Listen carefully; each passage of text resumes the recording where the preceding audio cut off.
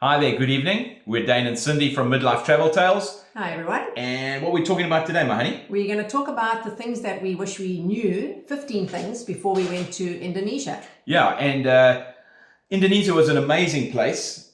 Everybody just talks about Bali generally, but... We actually we spent a lot of time on Lombok. Yeah, and there's like 7,000 islands. Yeah. So... there's a lot to choose from. There's a lot to choose from. So you need to plan well. Yeah, we will definitely be going back to Indonesia just because we hardly scratched the surface. Yeah. We really want to see more. And Bali's very overrated. There's... Well, it is stunning. It is stunning, but there's so many other stunning places too. Everyone just knows Bali. Yeah, I do think you've got to go and explore more of Indonesia. There's such beautiful islands everywhere. And look for the more remote areas where there's less tourists. So we generally only went to a few of the islands. So we're going to give you our experience and 15 things that we wish we knew before we went there. So we went to Bali, to Cinnamon in Bali. We went to Lombok and we went to the Gillies. Yeah. All right. So number one is we only went to Cinnamon, but we had actually, after reading things and talking to people, we wish we had actually went to Uluwatu, because apparently there is just stunning, beautiful cliffs, pristine beaches, and a lot less congested than some of those other areas in Bali. So yeah, because we had read so many things about Bali was overcrowded and that. So we thought, let's go to Bali for a few days and then get out there and go to Lombok. And we were thinking of going down to the Komodo Islands. Yeah. But we only went north of Bali to Cinnamon. But in hindsight, I think Uluwatu, from everything I've read, that will be our next stop. Yeah, that's where we'll go definitely our next stop. I love Bali. I love the culture, the people. It was fantastic. So number two is we went to Selong Belanak. Now everyone spoke about Selong Belanak. They all said it's quieter. It's compared to Kuta on Lombok and other areas on Lombok, but we found it quite busy actually. Yeah, I think everybody had been watching the same YouTube channels as we had and the same articles. And they all went there. Everybody was in Selong Belanak, and then we went to Kuta. And there was no one there. So Kuta's a lot bigger. Selong Belanak's very tiny. And Kuta's got a lot more coffee shops and restaurants. But they were empty. So everything was empty. There was a few surfers. That was about it. Yeah, so we thought Kuta would actually be a nice place but to it seemed like all the families were in Selong Belanak. So. And just to say, this is Kuta on Lombok. There's also a Kuta on Bali. Okay. So we're talking about the Kuta on Lombok. On Lombok, yeah. So number three. Number three is check the beaches. So when you book to go and stay, some of those beaches in Bali the sand is very black. Lombok and the Gillies, you get lovely white sand. So if you're not too keen on black sand beaches, just check that out before you go. Also, the thing you got to realize in Indonesia, you do get a lot more plastic pollution. Yeah. So you go to beaches, there is plastic. You don't really see that in Thailand and the Philippines as much. It was the most we saw was in Indonesia. Yeah, so there is. But look, I mean, it's still beautiful. Yeah, so if you but just be aware that you will encounter some kind of pollution. Yeah. Yeah. Okay, number 4 is your visa. So you can get a 30-day visa on arrival, or you can do it online. We did ours online. We were very clever. Yeah. We did ours online, and then we went and stood in the queue for getting it there. So we were queuing for hours. We were thinking what, and then we learned afterwards. We got to the front to deal with the immigration officer, and he said, "Why don't you just go there? You could have checked in automatically." And there was no one there. There was no one there, and we literally stood in. You just literally scan your passport on the machine, and you walk through. And I think we stood for probably like half an hour. No, I think it was an hour. An hour. So you don't know what you don't know. So if you get into Bali Airport, go to the left. It's very empty. You think, what's that for? But that's where, if you've applied for your visa, you just go there, you scan your passport, you walk through. So yeah, it worked. It can work very well. It can work very well. But if you're idiots like us, otherwise you can do a visa on arrival, and then you wait in the long queue. Yeah. So yeah, it's your choice. Our excuse is that we had spent a night sleeping on chairs in Ho Chi Minh City Airport. So we didn't know what we were doing. We were so tired. We were so tired, yeah. Also, if you want to extend your visa for another 30 days, you can. And if you've done it online, then apparently you can actually extend it online as well. So it makes it a lot easier than having to, I think you've got to go to immigration and do your extension if you haven't done it online. Yeah. So a lot easier if you do it online. if you do it online, you can extend online. Okay, number 5 is to just remember to look at the seasons when you go there, because they have a dry season and they have a wet season. They also have a volcano season and an earthquake season. I'm And just that can kidding. be any time of the year. We woke up to Cindy woke up to her first ever earthquake there. And The whole room was shaken. Well, we had 2 earthquakes, Yeah, 5.5 magnitude. we even had a tsunami warning. So yeah, be aware when you go there. There is seasons and Well, that there's was also exciting. volcanoes and earthquakes. It was very exciting. Yeah.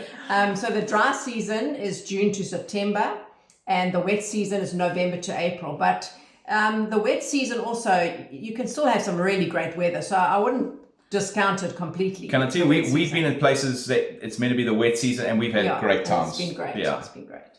So number 6 is just to notice the difference in cultures between Bali and Lombok. Yeah. Bali is mainly Hindu and Lombok is mainly Muslim. Yeah. So that does come with different emphases. In Bali, people tend to kind of invade the culture in a sense. They are not respectful of the Hindu culture just because the Hindus are just so open there, you know. With the Muslims, it's a different culture. It's more conservative, and you just got to be respectful in both instances, especially to the local people. You know, they want tourists, but sometimes tourists are a pain for them. You know. Yeah.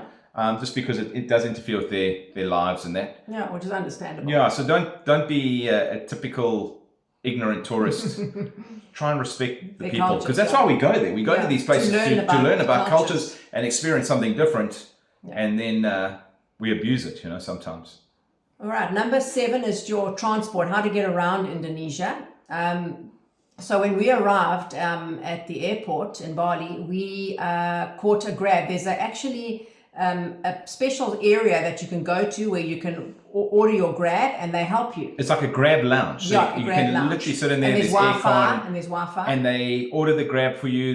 You order the Grab, but they help you. They help you. They call you when your Grab's arrived and all that kind of stuff. So that was great. And lovely, great experience. Eh? Yeah, that was fantastic. There's also other e-hailing taxis like Gojek and Bluebird. But we found the Grab worked really well. We were very happy with that. And Grab took us far. Sidemen is far from... an hour and a half? Yeah, from the airport. So it took us far, and then the Grab taxi took us all the way from Bali airport, an hour and a half up to Cedarman in the north. Yeah, and it wasn't that expensive. It wasn't that expensive. Yeah, and the guy was pleasant. It was a good experience. Good experience, yeah. Also, we found riding a scooter. Okay, we wouldn't ride a scooter down south in Bali. But up north in Cedarman, it was so easy because there's no traffic like Bali. It's just easy. So when Cindy says we wouldn't ride a scooter down south, she's saying she wouldn't. I would ride a scooter down south. There is a lot more traffic. But she's really nervous. But it's Bali's really easy to ride a scooter, except around what's the big busy area? Yeah, down the main sort of areas down south, all the Ubud and that you've got to be careful. Yeah, you know, I've seen some horrific traffic pictures. It doesn't look like fun. But it's still get your scooter. But Cedarman, it was an absolute breeze to ride a scooter. Lombok was Lombok the whole it's Lombok. The Gillies, no scooters. You'd walk. There are no horse carts. scooters. There are horse carts in the Gili Islands. Yeah, there's no scooters. No scooters. Yeah. So. Don't hire a bicycle, please. They say hire a bicycle. All we saw was people pushing bicycles through deep sand, especially on Gili Gede. Yeah. No, not Gili Gede. Gili Mina. Everybody's hired these bicycles to get around the island. You can't get around the island. Because it's sand. There's a little bit of concrete where you hire the bicycle, and then the rest of the place you're pushing your bike. Yeah. Don't hire bicycles. It's crazy. Walk. It's very easy to walk around. But scooter was fun in Lombok. We drove all over Lombok with all over Lombok. We drove far in Lombok. It's it was fun. Then there's ferries. Obviously, if you're going to go from island to island, you can book those ferries online. That's very easy. You can even probably book at the... you could book through travel agents or at the ports. At the ports. The ports, it's all very organized. It seems... The thing there, you just got to be a little bit careful is the seas can get rough. So we have heard friends of ours traveled and we didn't have any hassle, so we had no problem. Well, I took travel sickness tablets just in case. Number 8, this was quite an interesting one. There was a lot of extra fees we found in Indonesia compared to the rest of Asia where we had traveled around. For example, beaches, you had to pay to go into the beaches, some of the beaches. Not your Cooters or your Salong Belanuks, but some of the more private, not private, but like your surfing beaches and yeah. your little beaches that everybody talks about. Like we even we found a beach, and the next thing, the one day was fine. The next day we went there and kids were trying to harass us to get money out of us for the beach, you know. So yeah. it is a thing there. It's got to be. Yeah, I don't know. We didn't really do beaches on Bali, so I can't. Yeah, but some of them are apparently paid beaches. Oh, is it as well? Also, we found meals at a hotel will charge a service fee of 10% and a tax of 10% on top of your food bill. Yeah, so you've got to be aware.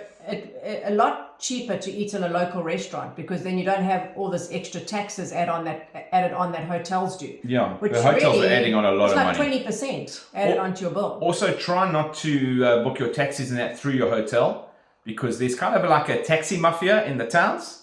And they on Lombok, and they operate through the hotels and that, and they don't try not to allow other taxis through.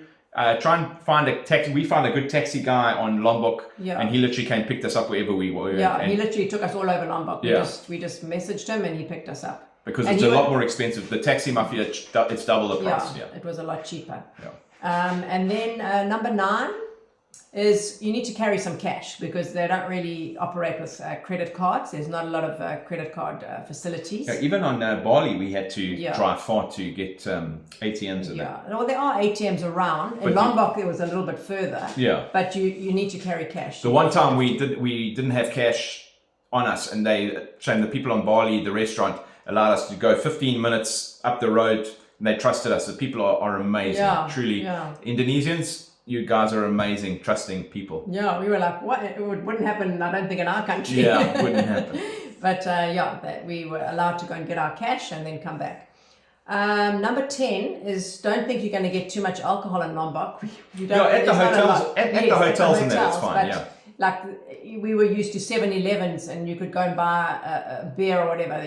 We didn't really find that in the shops. Because it is a Muslim culture, and there are a lot of mosques. So in the hotels, but not much out of that. Yeah. Number 11, just to be aware of the monkeys, especially around the temples. They can be very cheeky, and they can, especially if you've got food, don't walk around with food or anything glitzy. They love glitzy stuff. They'll grab your glitzy cell phone or whatever. But monkeys are monkeys. Yeah. So just be aware. If you don't have monkeys in your country, just beware. Yeah, but we were fine. We have monkeys. We have monkeys they come into our homes. Yeah, we kind of used to this. Yeah. I think if you just leave them alone and don't have food out or anything like that, then they're fine. But just be aware. Okay, number 12 is be aware of dengue fever. We learned it the hard way. Can I tell you what? Our experience of Indonesia was basically ruined because I got dengue fever. So a whole portion of our trip was taken up by me, literally sick in bed and in hospital. I think he picked it up in Tetebatu, which is kind of central Lombok, just near Mount Rinjani. It's probably the worst thing I've ever had. Yeah. So there are 4 strains, but vaccine for only 1. I would get the vaccine if you knew what you knew now. If I knew what I knew now, I promise you it's the worst thing. I've had malaria, I've had COVID, I've had dengue. Is the worst. It's terrible. Yeah. Yeah. So just also take mosquito repellent. And it was 1 month of sickness. Yeah. 1 month. Yeah. So take your mosquito repellent. And wear your long shirts. You see, I've never done that, but I will next time. We didn't even think of it. It's like didn't even think of dengue. So number 13 is try not to use the water, not even to brush your teeth or to wash fruit or vegetables or anything like that. You all know about barley belly, and so we used bought water for everything. So our tummies were fine, we just got dengue.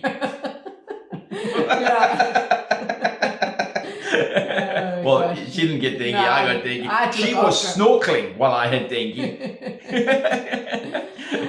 Oh gosh, I'm never going to live that one. No, you're never going to. She just went off snorkeling. Well, I thought I might never come back here again, so I'm just going to enjoy it. And he was sick in bed, so. Can I tell you, Gilly Gadare, if anybody goes to Gilly Gadare, I've been there. I haven't a clue. Don't know what it looks like. Done anything. You never left the room. Never left the room until I went to the hospital. Was great. Okay, number 14 is the warungs. Now, these are the local restaurants that you go to. And they're great to support because their food is fantastic, the prices are great, and their portion sizes are great too. Yeah, but the only thing is, if you think there's people take their time with your plates and that in Thailand and Yes. Vietnam, Indonesia is double the amount of time, and you get one plate, and then about half an hour later, another plate comes out. So be aware, you do wait for your food. Don't get irritated.